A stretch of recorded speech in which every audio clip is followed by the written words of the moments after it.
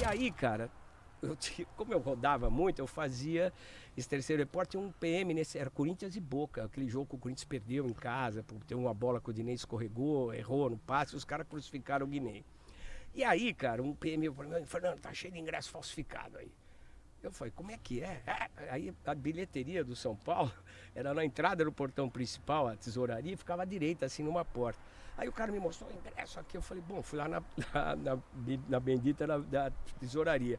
Aí eu vi lá, tinha uns caras da federação carimbando o ingresso na hora, e era o ingresso distintivo de São Paulo. Porque os caras erraram na conta, faltou ingresso, e a galera chegando, naquela época comprava ingresso na bilheteria, cara, nos guichezinhos. E a galera chegando, aquele volume e tal. Aí eu falei, Osmar, ele falou, fala, Fernando, ouve isso aqui. Papá, os caras carimbando, o rádio era essa loucura, né? Você põe o microfone... Aí, mas que é isso aí? Eu falei, ó, tá faltando ingresso aqui, os caras do São Paulo, tem um monte de corintiano aí fora, não conseguem entrar. Aí cheguei pro cara que tava, eu falei, ó, dá o telefone do tesoureiro. Ele falou, não vou dar. Eu falei, então vou falar que a mancada é sua. O cara, não, aí chantageou. Não fala que fui eu, me deu o telefone. Na época, cara, eu tinha um negócio chamado Magneto. Sabe aquele telefone preto que tinha em casa? Tipo, telefone de linha? Não, preto, aqueles que ficavam em cima da mesa, um telefone. Só que, meu, pra funcionar, você tem que dar uma cordinha. Dali tinha um magneto. Aí você ligava pra central. Eu falei, ó, tá o telefone do fulano aqui, avisa o Osmar pra ligar pro tesoureiro da federação. Aí o cara entrou no ar, falou assim, ó, foi um erro nosso, não tem ingresso. Aí, Osmar, como é que vai resolver? Não sei o que lá. Só tem um cara pra resolver a parada, o Vicente Matheus, que era o presidente do Corinthians. Grande. Eu falei, Osmar, deixa comigo. Aí fui lá na tribuna, não queriam deixar eu entrar. Fui eu e o cara da PM, já tinha um oficial com o radinho na mão e tal, e a bilheteria bombando. E a audiência também maluca com isso. Acho que era a rádio, a gente não tinha essa medição, né, cara? E aí, bate lá, preciso falar com o Matheus, não pode, o PM, ele tem que falar. Aí fui lá, Uma moral. O Matheus me chamava de espanhol. Falava, espanhol, o que você quer? Meus avós são espanhóis. O que você quer? Falei, Matheus, tá acontecendo isso aqui, presidente. Deram uma mancada, tá faltando ingresso, tem milhares de caras lá fora, o que eu faço? Ele falou assim, o que a federação falou? Não, falou que não tem ingresso, vai dar confusão. Ele falou, manda liberar o portão que depois eu cobro dos caras. O PM na hora pegou o rádio, pode liberar a entrada de todo mundo aí, cara. Nossa! Abriram as catracas, várias pessoas entraram, e eu, engraçado, eu era moleque, cara, descendo a Giovanni Gronk, e eu vi os corintianos, liberou, vamos entrar. E você tinha feito tudo aquilo, cara. É muito louco isso, cara. Nossa. Saca? É muito legal. Você tinha quantos anos nessa doideira? Tem uns 30 anos, 32 anos. Mas ninguém sabia que tinha feito isso, cara. Mas você sabia. Foi um lance muito Que louco, foda. muito legal. Que legal isso aí. É o rádio, você vê a força do negócio. É isso que é legal na profissão, irmão.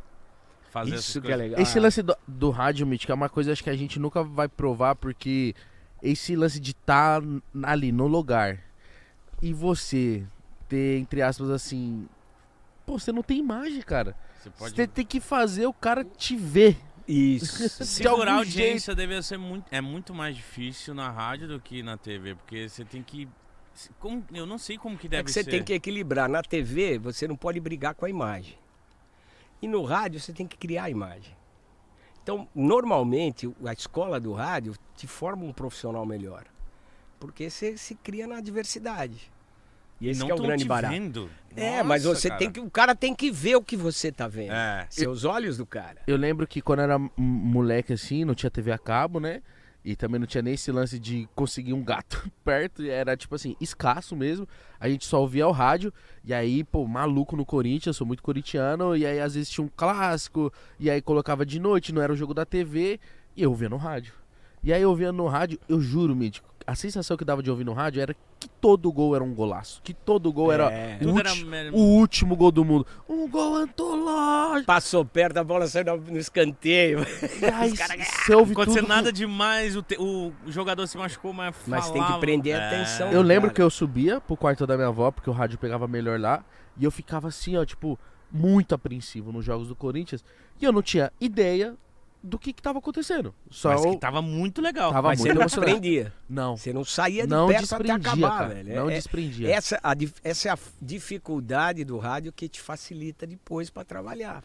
Nesse momento ainda você não tinha feito TV, você ainda não tinha... Uma pequena experiência com essa mesma equipe do Osmar na TV Record, mas muito pequena, mais transmissão de jogos. Aí você foi pra Portugal. É, isso que eu queria saber. Então, Por que o pai, que foi Portugal? então, Como o que foi pai isso? do Gustavo Furtado, que é nosso produtor aqui há 200 anos, o pai dele foi junto com o José Calil fazer um jogo do Mundial de Sub-20, Sub-23 em Portugal. Em Portugal tinha aquela história do norte e do sul, que tem muita briga, né, regional. O pessoal de Lisboa com o pessoal do Porto. Porto é a grana, Lisboa administrativo. E aí tinha uma equipe de brasileiros em Portugal, a Rádio Cidade, que arrebentava lá em Lisboa. Passava mais novela em Portugal do que no Brasil, cara. E aí os caras da rádio quis montar uma equipe de brasileiros. E teve um problema um dia num jogo, eles transmitiram o jogo dessa rádio, que era a Rádio Festival. E convidaram o pai do Gustavo e o José Calil para ir. E eles voltaram para o Brasil, o Vanderlei não foi, Vanderlei Ribeiro, e o Calil falou, eu não vou. Você quer ir, Fernando? Eu falei, eu vou. Solteiro, sempre quis morar na Europa, com o trampo arrumado, eu fui. Foi uma experiência maravilhosa, cara. Eu fiz jogo do Romário no PSV, Casagrande no Torino, Caio Júnior jogar no Vitória de Guimarães. Eu fiz a primeira edição da Champions League. Porque antes era só Liga dos Campeões, só jogavam os campeões de cada país. E a primeira, como que foi? Foi demais, cara. Eu fui fazer Porto e Boa Vista, Porto e Juventus no Dele Alpi, que o estádio antigo da Turim chamava Dele Alpi, da Juventus de Turim. Agora é outro nome. Giuseppe? Não, Giuseppe Meazza é em Milão. Tá, não vou lembrar. É a Arena, não sei o quê, vai ter um nome lá que eles trocaram. Não é mais Dele Alpi. E eu fui fazer esse primeiro jogo lá. Eu falei, cara, olha onde eu tô, meu. Que negócio maluco, molecão. Pô, saído da Moca ali, pô, vivia na esquina, não tinha grana, era o bailinho no domingo. Foi morar das 10 quase às na 4 praia. no sábado. Cara, então, assim, a vida foi a faculdade, a lance. Por isso que é legal estudar, às vezes. O lance, a faculdade abriu o meu caminho. Eu era um moleque de vila, cara. Saca? Você era da Moca? Sou da Moca, Vila Prudente, ali eu nasci no Brás. Minha rua era de terra, cara. A gente jogava bola, bolinha de gude, fazia boxe, pirava pipa, fazia Não tinha cerol. essas pretensões, né? Nenhuma. Eu queria ser médico, imaginava ser, não dava. E era uma vida, não era difícil. Ela era apertada, mas nunca passei fome, essas loucuras. Sim. Mas, cara, 12 anos eu tava ralando, fui ser balconista. E aí você vai pra defender o teu. Cara, e a vida vai se abrindo, o jornalismo foi abrindo a vida assim de uma maneira, cara, que você começa a entender que o mundo é muito mais que a tua quebrada. É verdade. E é legal. Eu volto, vira e mexe, vou lá. Os que estão vivos eu vejo, os que estão em cana eu não encontro. Tem aquela parada. Manda uma a galera, ela saca? Manda um alô, um bolo puma e tal, aquela parada. Mas você ficou quanto tempo em Portugal? Eu fiquei 3 anos, Nossa. cara. 2 anos e meio, foram 2 temporadas de futebol. E o mais louco, cara, que nós chegamos lá, era um narrador brasileiro que estava lá, e o dono da rádio falou, quero um jogo que vocês façam igual vocês fazem na rádio aqui, que eu fiquei no rádio do Brasil, quando vocês eram, fiquei louco. Eles ficavam fascinados pelo rádio brasileiro? Porra, e que era muito dinâmico, né? Nosso comentarista era um cara da Ilha da Madeira, eu não entendia o que ele falava, ele tinha uma batata na boca, o sotaque é pesado, eu não entendi, eu falava, o que esse cara tá falando? Ele era o nosso comentarista. Mas o mais louco, cara, é que assim, bola lá é esférico, grama é relvado, Ah, não. Grama trave o quê? relvado, trave é baliza, torcida é claque. E a gente começava a transmitir o jogo assim, aí o jeito do repórter você vê que às vezes o Vitor Pereira, o Abel Ferreira, os caras têm problema às vezes nas entrevistas. Da Porque comunicação. o português é muito reto. Eu falo às vezes pro cara, a gente fala a gente fala o mesmo idioma, mas não é a mesma língua, cara. Então uma coisa é muito. Aí eu comecei com essas brincadeiras, quem tá acostumado com o jogador, e aí os jogadores no começo estranhavam. Meu primeiro jogo lá, eu dei sorte que eu peguei o Carlos Alberto Silva no Porto, técnico, Paulinho McLaren, Aloysio, Paulo Pereira, tem um monte de brasileiro bombando lá, em vários times. No primeiro jogo do Porto que eu fui fazer, e ele tá acostumado, antes de entrar no campo, entrevistava o jogador. E o cara fala, saía no intervalo, o cara falava, acabava o jogo, o cara falava. Pô, eu dei azar ou sorte, sei, o primeiro cara que eu fui entrevistar era um cara que tinha 200 anos de seleção portuguesa, ele chamava João Pinto, era um lateral direito do Porto, histórico, que eles falam internacional. O cara, cheguei nele na abertura, ele nem olhou na minha cara. Eu olhei, falei, no intervalo ele passou batido, cara. Aí o time dele perdeu. De 2-0, a hora que ele passou no fim do jogo, ele foi falar, ele não quis falar, falei, mas pra você explicar porque você jogou tão mal e seu time perdeu de 2-0.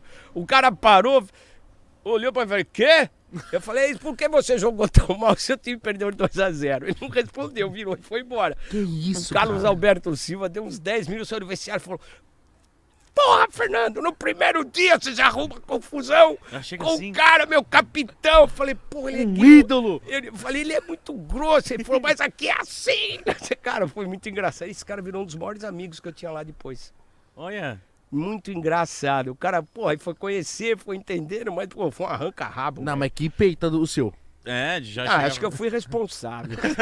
Mas então eu é acho que é isso importante ser irresponsável na hora certa. Pois é. Eu acho. Às vezes se destaca, mas tipo, você sentiu muito esse impacto com essas palavras diferentes, as pessoas, porque a gente que entrevista, porra, tem que saber chegar, tem que saber, e falam que eles são um pouco diferentes, realmente, são mais retos, São né? mais diretos, a comunicação, ela não tem essas curvas que o nosso bate-papo tem. O deles é muito, né? É isso, acabou. Aí falam que eles não têm paciência, mas eu acho que não é isso, né? Não Uma tem cultura paciência. diferente. É outra.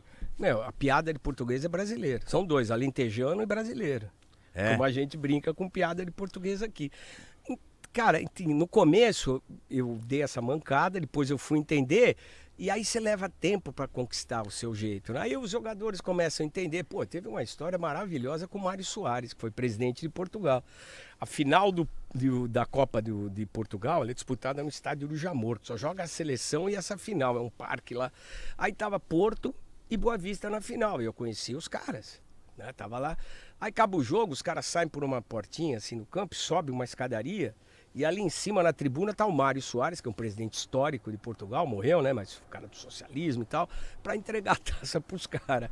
E os repórteres lá em cima, todos portugueses.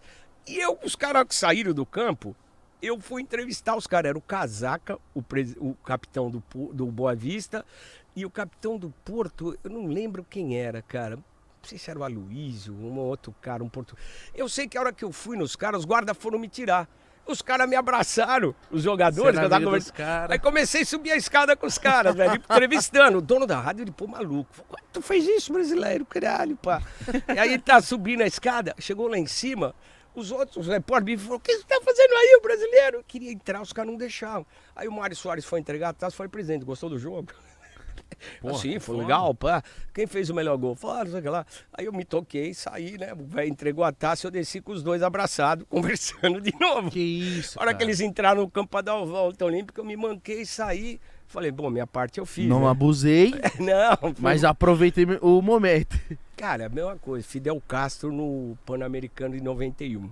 Você lembra quando ele não queria dar medalha pra Paulo e Portense, eles brincando no basquete, que elas ganharam, ele não vou dar, não sei o que lá. Cara, o segurança do Fidel Castro era uma história muito louca, cara. Eles faziam uns 3, 4 círculos assim, e quando é pra chegar perto, libera, você vai passando, vai passando. E nessa brincadeira, eu com um gravadorzinho ali de rádio, e ele foi, comandante, o que achou do jogo? Respondeu uma vez, aí ele começou a brincar com a Paulo e Cortez, e na hora de sair, velho, sabe como é que os caras te tiram? Como? O cara vem te dar um beliscão aqui na pochete, Filho velho. da puta. Mas dói, cara. Você saca que é hora de tudo sair. Eu tava naquele bololô aí, cara, saca? E você levou vários beliscão? Levei um só, não precisa mais que um.